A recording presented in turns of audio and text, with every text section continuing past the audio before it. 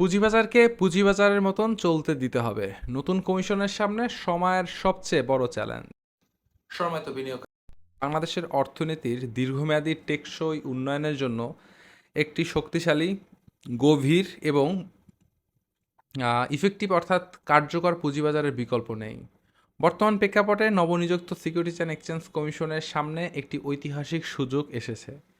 এই সুযোগ কেবল বাজার নিয়ন্ত্রণের নয়, বরং এমন একটি পরিবেশ তৈরি করার যেখানে বাজার তার নিজস্ব নিয়মে কাজ করতে পারে, বিনিয়োগকারীরা স্বাধীনভাবে সিদ্ধান্ত নিতে পারবে এবং কোম্পানিগুলোর স্বচ্ছতা ও জবাবদিহিতার ভিত্তিতে মূলধন সংগ্রহ করতে পারে। কমিশনের প্রধান কাজ কখনোই শেয়ারের দাম নির্ধারণ করা নয়। একটি শেয়ারের প্রকৃত মূল্য করবে বাজার, অর্থাৎ ক্রেতা ও বিক্রেতার সম্মিলিত সিদ্ধান্ত। যারা ঝুঁকি নেবে তারাই লাভ বা ক্ষতির অংশীদার। মৌলিক দর্শন দীর্ঘদিন ধরে বাংলাদেশের পুঁজিবাজারে একটি ভুল প্রত্যাশা তৈরি হয়েছে যে বাজার পড়ে গেলে নিয়ন্ত্রক সংস্থা দাম ধরে রাখবে, আবার বাজার বাড়লে কোনো না কোনোভাবে তা নিয়ন্ত্রণ করবে। এর ফলে বাজারে স্বাভাবিক মূল্য নির্ধারণ প্রক্রিয়া বাধাগ্রস্ত হয়েছে। বাস্তবে একটি কোম্পানির আর্থিক অবস্থা, ভবিষ্যৎ সম্ভাবনা, পরিচালনা পর্ষদের দক্ষতা, ব্যবসায়িক পরিবেশ এবং বিনিয়োগকারীদের প্রত্যাশার ভিত্তিতেই শেয়ারের দাম ওঠানামা করবে। এটি যদি কৃত্রিমভাবে নিয়ন্ত্রণের চেষ্টা করা হয় তাহলে বাজারে বিশ্বাসযোগ্যতা ক্ষতিগ্রস্ত হয় এবং বিনিয়োগকারীরা ভুল সংকেত পায়। সিকিউরিটিজ অ্যান্ড এক্সচেঞ্জ কমিশনের মূল দায়িত্ব হওয়া উচিত বাজারের স্বচ্ছতা, সুশাসন এবং ন্যায্যতা নিশ্চিত করা। কমিশন এমন একটি পরিবেশ তৈরি করবে যেখানে কোনো কোম্পানি মিথ্যা তথ্য দিয়ে বিনিয়োগকারীদের বিভ্রান্ত করতে পারবে না, ইনসাইডার ট্রেডিংয়ের সুযোগ থাকবে না, আর্থিক প্রতিবেদনে কারসাজি করা যাবে না এবং বাজারে তথ্যের অসমতা কমিয়ে আনা যাবে। বিনিয়োগকারীরা যেন একই সময়ে একই তথ্য পায় এবং সেই তথ্যের ভিত্তিতে সিদ্ধান্ত নিতে পারে, সেটাই হওয়া উচিত নিয়ন্ত্রকের মূল লক্ষ্য। বাংলাদেশের পুঁজিবাজারের অন্যতম বড় দুর্বলতা হচ্ছে তালিকাভুক্ত অনেক কোম্পানির সুশাসনের অভাব। এমন অনেক প্রতিষ্ঠান রয়েছে যাদের আর্থিক প্রতিবেদন নিয়ে প্রশ্ন আছে, কর্পোরেট গভর্নেন্স দুর্বল, পরিচালকদের জবাবদিহিতা সীমিত এবং সংখ্যালঘু শেয়ার হোল্ডারদের স্বার্থ যথাযথভাবে রক্ষা করা হয় না। নতুন কমিশনের উচিত হবে এসব ক্ষেত্রে কঠোর অবস্থান গ্রহণ করা। শেয়ারের দাম বাড়ানো বা কমানোর চেয়ে অনেক বেশি গুরুত্বপূর্ণ হচ্ছে কোম্পানিগুলোকে সৎ ও স্বচ্ছ হতে বাধ্য করা। কারণ একটি বাজার তখনই শক্তিশালী হয় যখন বিনিয়োগকারীরা বিশ্বাস করে যে তারা সঠিক তথ্য পায় এবং তাদের অধিকার সুরক্ষিত আছে। একই সঙ্গে নতুন ও ভালো কোম্পানিকে বাজারে নিয়ে আসার বিষয়টিও অত্যন্ত গুরুত্বপূর্ণ। বাংলাদেশের অনেক সফল প্রতিষ্ঠান এখনও শেয়ার বাজারে তালিকাভুক্ত হয়নি। দেশের বৃহৎ কর্পোরেট প্রতিষ্ঠান, বহুজাতিক কোম্পানি এবং দ্রুত বর্ধনশীল প্রযুক্তি ও সেবাভিত্তিক ব্যবসাগুলো যদি পুঁজিবাজারে আসে তাহলে বাজারের গভীরতা বাড়বে, বিনিয়োগকারীদের জন্য ভালো বিকল্প তৈরি হবে এবং সামগ্রিকভাবে বাজারের মান উন্নত হবে। তালিকাভুক্তির প্রক্রিয়াকে সহজ, দ্রুত এবং যৌক্তিক করতে হবে। এমন কোনো পরিস্থিতি তৈরি করা উচিত নয় যে ভালো কোম্পানিগুলো বাজারে আসতে অনাগ্রহী হয়। বিদেশি বিনিয়োগ আকৃষ্ট করাও বর্তমান নতুন কমিশনের জন্য একটি অত্যন্ত গুরুত্বপূর্ণ অগ্রাধিকার হওয়া উচিত। বিদেশি বিনিয়োগকারীরা সাধারণত স্বচ্ছতা, নীতিগত স্থিতিশীলতা, তথ্যের নির্ভরযোগ্যতা এবং নিয়ন্ত্রক পরিবেশের উপর গুরুত্ব দেয়। তারা এমন বাজারে বিনিয়োগ করতে চায় না যেখানে নিয়ম বারবার পরিবর্তন হয়, বাজারের স্বাভাবিক গতিশীলতায় অতিরিক্ত হস্তক্ষেপ করা হয় বা তথ্যের স্বচ্ছতা নিয়ে প্রশ্ন থাকে।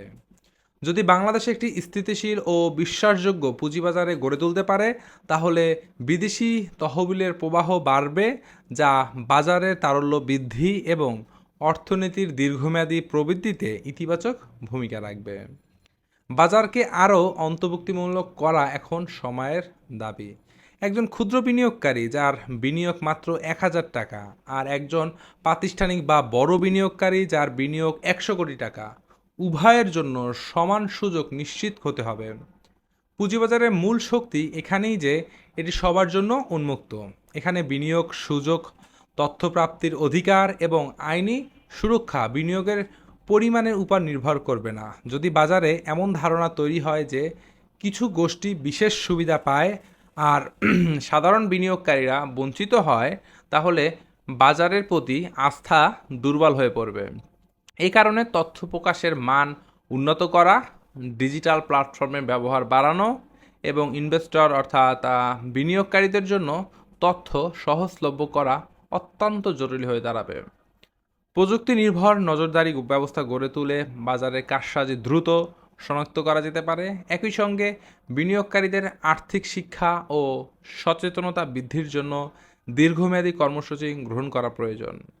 একটি সচেতন বিনিয়োগকারী সমাজই একটি পরিণত পুঁজিবাজারের মূল ভিত্তি। নিয়মকানুনের ক্ষেত্রেও একটি ভারসাম্যপূর্ণ দৃষ্টিভঙ্গি প্রয়োজন। কঠোর নিয়ন্ত্রণ এবং অপ্রয়োজনীয় আমলাতান্ত্রিক জটিলতা এক জিনিস নয়। বাজারে শৃঙ্খলা বজায় রাখতে শক্তিশালী নিয়ন্ত্রণ অবশ্যই দরকার, কিন্তু এমন নিয়ম থাকা উচিত না বা যা উদ্ভাবন, নতুন বিনিয়োগ বা নতুন কোম্পানিগুলোকে অংশগ্রহণে নিরুৎসাহিত করে। অতিরিক্ত নিয়ন্ত্রণ অনেক সময় বাজারের প্রাণশক্তি কমিয়ে দেয়, আবার নিয়ন্ত্রণহীন বিশৃঙ্খলা সৃষ্টি করে। নতুন কমিশনের কাজ হবে এই দুইয়ের মধ্যে সঠিক ভারসাম্য খুঁজে বের করা। বাংলাদেশের অর্থনীতির সামনে বর্তমানে যে চ্যালেঞ্জগুলো রয়েছে তার মধ্যে অন্যতম হচ্ছে উৎপাদনশীল খাতে দীর্ঘমেয়াদী অর্থায়ন ব্যবস্থা নিশ্চিত করা। শুধুমাত্র ব্যাংক ঋণের উপর নির্ভর করে একটি অর্থনীতি দীর্ঘমেয়াদে টেকসই প্রবৃদ্ধি অর্জন করতে কখনোই পারে না বা পারবেও না। ব্যাংকের অর্থায়ন সাধারণত স্বল্প ও দীর্ঘ মধ্যমেয়াদী প্রকৃতির। শিল্প, অবকাঠামো এবং প্রযুক্তি খাতে প্রয়োজন দীর্ঘমেয়াদী মূলধন।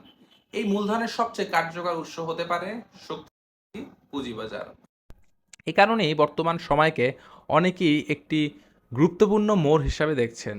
যদি এখনও পুঁজিবাজারকে শক্তিশালী করা না যায়, তাহলে ব্যাংকিং খাতের উপর যে চাপ রয়েছে তা আরও বাড়বে এবং অর্থনীতির অর্থায়ন কাঠামো আরও ভারসাম্যহীন হয়ে উঠবে। তাই নতুন কমিশনের সামনে দায়িত্ব শুধু বাজার পরিচালনা নয়, বরং দেশের অর্থনৈতিক ভবিষ্যতের একটি গুরুত্বপূর্ণ ভিত্তি নির্মাণের। পুঁজিবাজারকে কৃত্রিমভাবে নিয়ন্ত্রণ করে সামগ্রিক স্বস্তি দেওয়া সম্ভব, কিন্তু স্থায়ী উন্নয়ন সম্ভব নয়। স্থায়ী উন্নয়নের জন্য দরকার স্বচ্ছতা, সুশাসন, ন্যায্য প্রতিযোগিতা, তথ্যের সমতা এবং বিনিয়োগকারীদের প্রতি সমান আচরণ।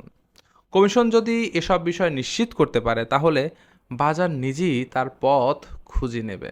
ভালো কোম্পানির মূল্যায়ন পাবে, দুর্বল কোম্পানি বাজারে বিচারের মুখোমুখি হয়ে ভালো হবে এবং বিনিয়োগকারীরা নিজেদের ঝুঁকি ও সম্ভাবনার ভিত্তিতে সিদ্ধান্ত নেবে।